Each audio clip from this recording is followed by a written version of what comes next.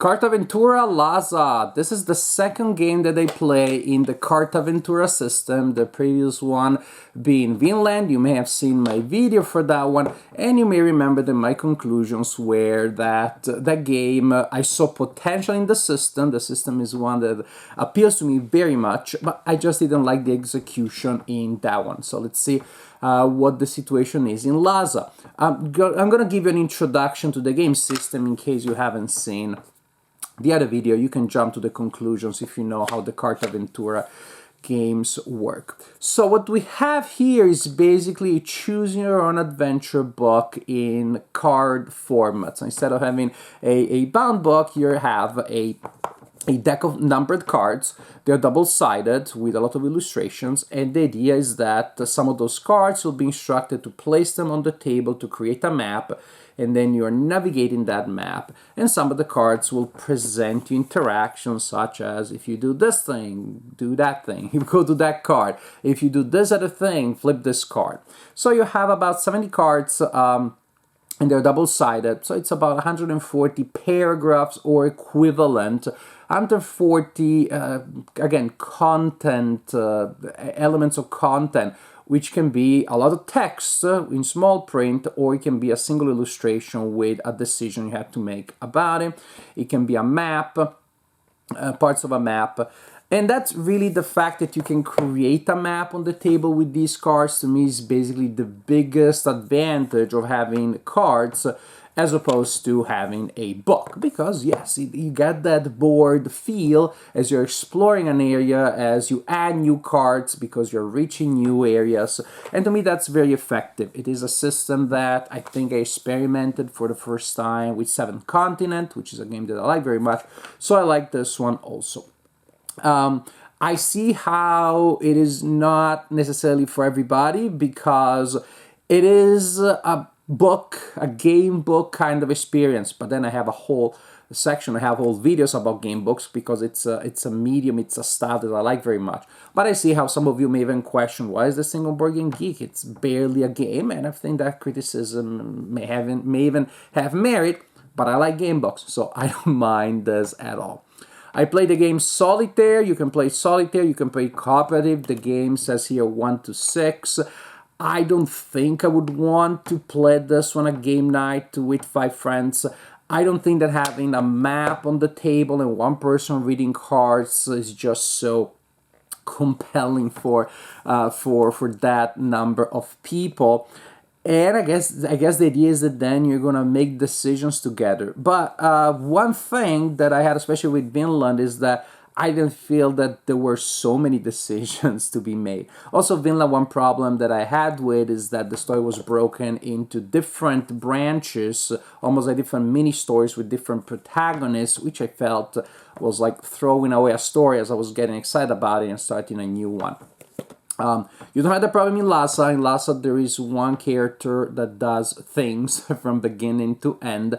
You are a Western journalist, and you're following the tracks of Alexandra Devi Neal, who explored Eastern Asia, reached Lhasa, and you're trying basically to find her or to go on a journey that is similar to hers. And as you do that, you are also going to write articles which may generate certain amounts of money. So I played the game Solitaire, and I can tell you the general idea because it's what you see here in the back, so I know that's not a spoiler. Another advantage, of course, of having cards as opposed to having a printed book is that these cards can be used to keep track of different in-game events and resources. One resource that you have here is money, that you need to travel and you will spend to do certain things, and you will collect money in different ways, such as sending articles home. And you're going to have a card that you rotate to indicate if you have 3 money. Now I have 2, now I have 1. Wait, I got 2 again. I got 3, I got 2 again. And so there's that idea. Maybe later you'll have other resources that are also kept track of in similar ways.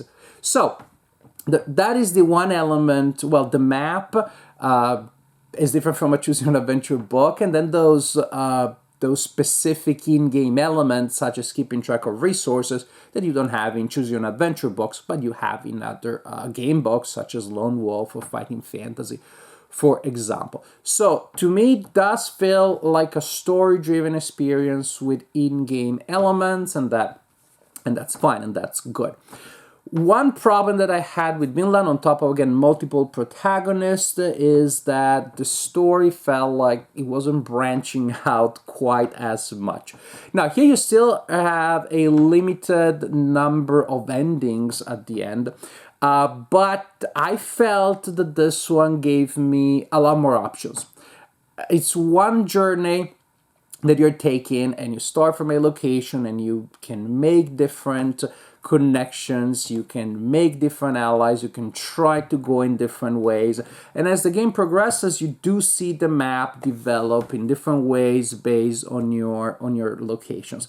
So I felt that, especially compared to Vinland, this one does what it promises a lot better. It does give me the sense of an exploration, of an adventure. You don't rinse and repeat as the story progresses. So there's a sense of progression that is visually, materially recorded on the table, and gives you, again, that sense of a true journey that you're going through. There is, again, a mystical element to it. You as a journalist, you're haunted by the visions, the horrors of what you witnessed during the Great War, and so part of your traveling to Asia and looking for Lhasa and looking for Alexandra David Neal, or following in on her steps, is that you're trying to get rid of these nightmares. So it's an unusual idea in which you do not have just material values that are being pursued, which very often are the objective of our games. I want to collect the treasure, I want to collect the most money, I want to settle in that area, and so on and so forth. But there is that element of psychological, emotional things being at stake, which I think is integrated within the story quite well. And I like historical games that teach me about history. That is something that I play all the time, and they're some of the games that I enjoy the most. But there is a fine line there, of course, between a game that teaches me about history and a game that feels like a lecture disguised as a game that feels too didactic. I think that Lhasa was able to find the right balance there, so they learn about Alexandra David Neal, whom I didn't know before. I learned more about the history of Western explorations in this area in the earlier 20th century, and I didn't feel that I was being lectured. I didn't think they were trying to sneak in some lectures. It didn't feel like a scholastic book disguised as a game. It struck that balance, which I love, between a game that I enjoy and I come out of that knowing something more that I didn't know before. So while Cartaventura Vinland was disappointing, I saw the potential of the system, but I didn't quite enjoy the experience or that implementation. I enjoyed Lhasa. I enjoyed the game system, which again I explore solitaire, and I think it probably will work best that way. I enjoyed the game system, but I enjoyed the implementation, which ultimately is almost as important or equally important. I enjoyed traveling in these lands in this past that I learned about, interacting with these people. I felt that there was more flexibility, there were more interesting and meaningful decisions. I like the fact that the physical journey also corresponded to a psychological, emotional journey for the protagonist. So I'm happy. I definitely enjoyed Lhasa, and it made me get excited about the system again. I definitely want to try more games in the system in the future because, hey, Lhasa showed that the system can indeed be pretty good and pretty fun to play and explore.